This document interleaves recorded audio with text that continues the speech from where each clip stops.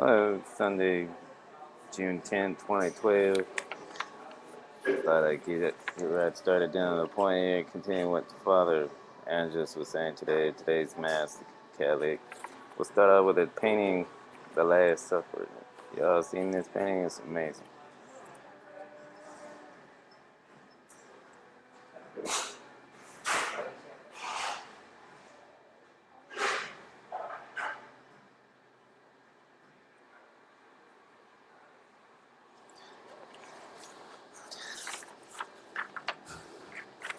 Alright. Father Angelus starts off, my dear friends. In Jesus, this is the final column I plan to write as pastor. Until Father Jim can decide how he wants to use the bulletin, our parish secretary will be putting a spiritual reflection on the gospel in place of this column. 2 weeks ago, we celebrated our parish-wide Pentecost celebration. Over 30 different ethnic groups made presentations. This meal selection was awesome.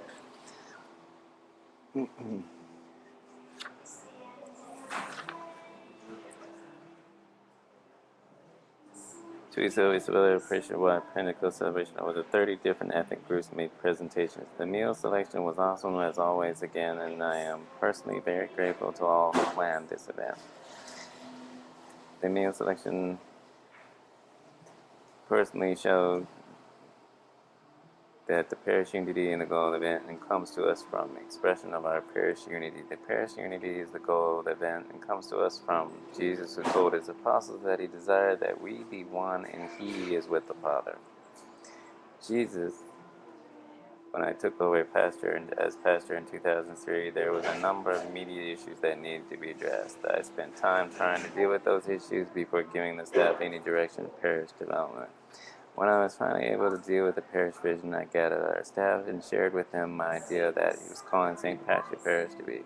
St. Patrick's Parish represents a diverse group of individuals from very different backgrounds. The parish does not fit into a naturally unified and harmonious group. It is made up of individuals and families intended to help keep their own clusters of people with whom they are comfortable. While this is true in every person to a certain degree, it is strikingly obvious when we look at this member of the parish from the outside. Every cluster of individuals is made up of wonderful, holy, and welcoming people. When if a new person or family comes to our parish, they feel immediately welcomed, and many soon get involved in a cluster that meets their needs. As Father Angelus writes, others, however, seem to be never get involved. Many of these remain for a while and then drop out of the parish. I believe that God has been calling us in two directions. One direction is working with the existing group, and another direction is helping newer families to move into a situation that meets their own spiritual needs. However, working with people to move in a certain direction requires that change must happen. People have to be open to welcoming everyone in their own group. Change is not necessarily a bad thing. For example, it's actually a good thing. People move to another state, make new friends, find a church. Preferably I go to a Catholic church because, I've been Christian Catholic since I was born. My parents weren't real church going, but, it helps to inspire yourself for the week to come. Carrying on what Father Angelus has to say, I believe others, however, seem to not get involved again. Many of these remain for a while and then drop out of the parish. I believe that God has been calling us in two directions. One direction is working with the existing groups, and another direction is helping newer families to move into a situation that meets their own spiritual needs. It goes without saying again. However, in working with people to move in a certain direction requires that change must happen. People have to be open to welcoming everyone in their own group. People have to be willing to participate in a group. People have to be somewhat surrender their independence. Also, people have to have hunger for a closer relationship with God and for themselves and their families, and they can only be experienced with a community of fellow believers. It is not too profound to read the above paragraphs and wonders how that can be done. The first question that arises is, how does one impose upon those who already have full lives to make changes for the common good? How does one make time for others who do not naturally fit in our cluster of friends?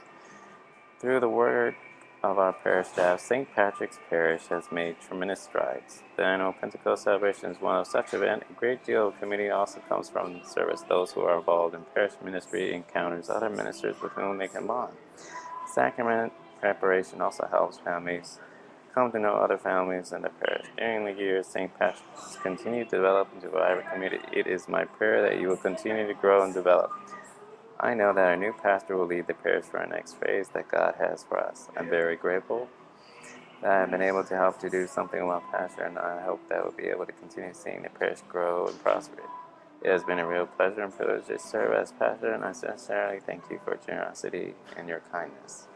And his love, Father Angelus, at our St. Patrick's Church, right on South Manhattan and South Gandy Boulevard. You can't miss it.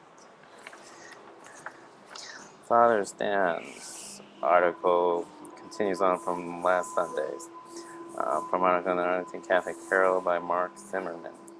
U.S. bishops and faithful Catholics in this country cannot fight the title of radical securitarism alone, Archbishop Lori said at the 2012 National Religious Freedom Act award dinner held in Washington. Speaking to a crowd of 300 people from many faiths who came across the country to attend the National Religious Freedom Conference, Archbishop Lori said fighting the tide of sacramentism in general and the current threat to religious liberty in particular can seem like a daunting task, but we know the prayer is an ultimate source of our strength in this fight. The conference was titled Rising Threats to Religious Freedom and was sponsored by the American Religious Freedom Program, which is part of the Ethics and Public Policy Center. Archbishop Lori, who chairs the U.S. Bishops and Ad Hoc Committee for Religious Liberty, warned that the Health and Human Services mandates a contemplative coverage that has become the most critical religious liberty challenge that we face in the United States.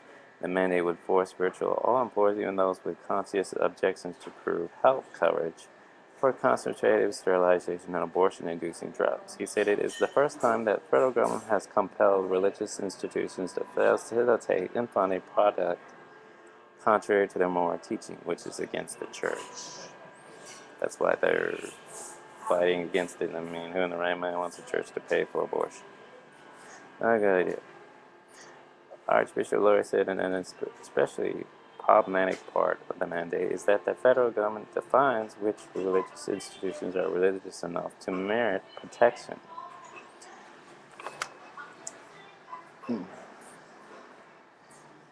When the healthcare legislation was being debated more than 2 years ago, the U.S. Bishop urged that it include strong conscientious protections, which the concentrated mandate was proposed August 1st, 2011. Thousands of comments were filed by people across the country urging that Catholic institutions not be forced to facilitate or fund services that violated church teaching. Archbishop Lori noted that on January 19th of this year, Pope Benedict addressed a group of the U.S. bishops' visit.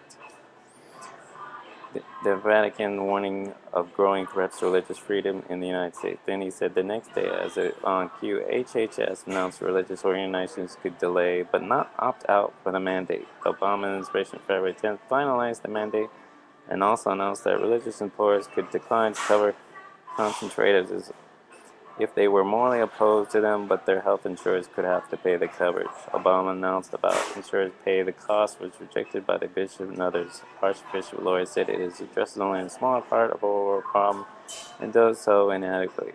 The mandate's unwanted government defines a religious. Archbishop Lori said includes a very narrow definition of religious employer that would qualify for exemption. Those employers will have to permanently hire and serve people of their own faith. Exemptions attacks religious freedom by defining it away by limiting protection essentially to houses of worship. The exemption reduces the freedom of worship.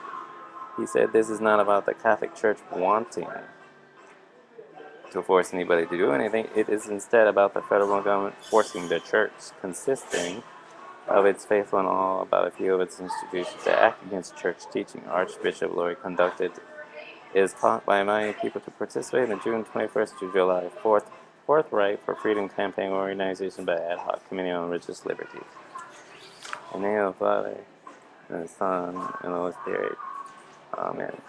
May peace be amongst you wherever you are in the world. After all, it's better to have peace and have faith in yourself than to have no peace and be in a war zone where there isn't any peace. What else would America's military personnel go to such places, providing a taste of freedom in every right way? Hope you're all having a good weekend. I took my son to see Madagascar 3D. We had fun. They were seeing Katy Perry near the end of the movie. One of the songs in the movie was Katy Perry, and he was just blowing my mind. The guy is barely 4 years old singing Katy Perry lyrics. Uh, I miss the Walt Disney being a kid at heart animated movies where they draw the characters, like Lion King, Beauty and the Beast, all those movies I have. Continuing on with comics.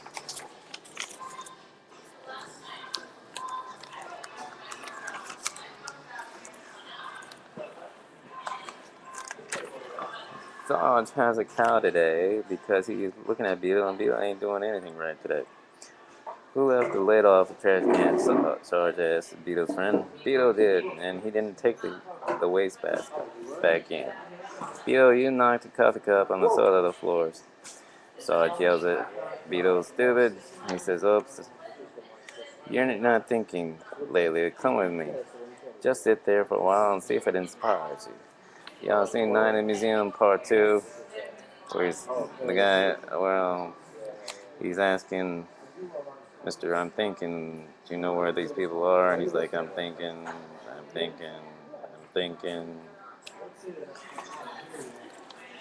As you can see.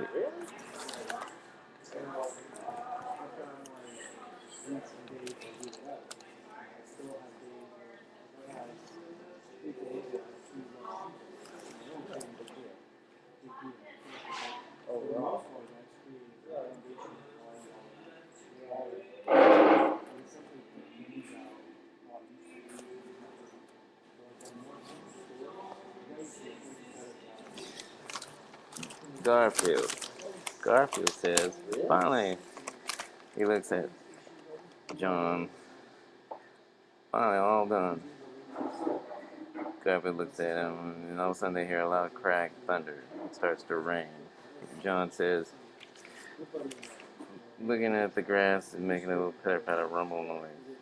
Garfield looks onward. Boing, that's just not fair. Suck it up, old boy. That's what Garfield says. Saying the grass grew 9 feet. And he just cut it, not even 5 minutes ago. As you can see.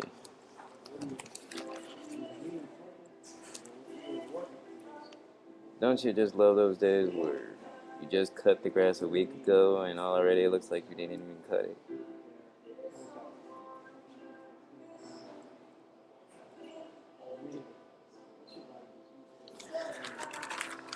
I hope you all have a great week. Speaking of which, military personnel and moms, I was talking about this being in the medical field for so long. Expectant mothers should discuss pertussis, which is their healthcare provider, to their healthcare provider, and any other people that may come in routine contact with their infant, including people over 65 years of age. Remember, pertussis is the medical term for whooping cough. If you watched the last video last weekend, I told you how if you have whooping cough as a kid, you should go get that vaccination shot so you don't pass it on. Even 20 years later, you don't pass it on to your kid. Your 3-year-old is dangerous. It's not good for them. They freak out in the middle of the night. And the only advice I can give you for somebody who's dealing with whooping cough is steam helps. So in case your child or infant ends up with whooping cough, get that vaccination, go to your nearest private care physician, doctor, person in charge, say, hey, I need that vaccination for pertussis. Signs of whooping cough may include the classic whoop, a cough that is worsening after 7 to 10 days, or a cough that lasts for more than 2 weeks. If anyone experiences these symptoms, or they've been exposed to known whooping cough, or anyone has not received the recommended immunization, contact a healthcare provider. Hope you have a great week. Watch your health, stay hydrated. The average body needs at least 9 glasses of water, not junk food, not soda, water per day. Another thing, when it's hot, sometimes stomach virus is floating around. You know, the remedy coming from a family of nurses for stomach virus? What is crackers in Canada dry ginger ale? Best home remedy. No 12 hours of emergency room needed unless it persists. Much love. Take it easy. Have faith in yourself. Whatever you're doing in life. After all, it's better to have faith. Think positive. Nobody's going to change your life but you. Change is a good thing. Carry on. Hope everybody had a great evening yesterday at the ball.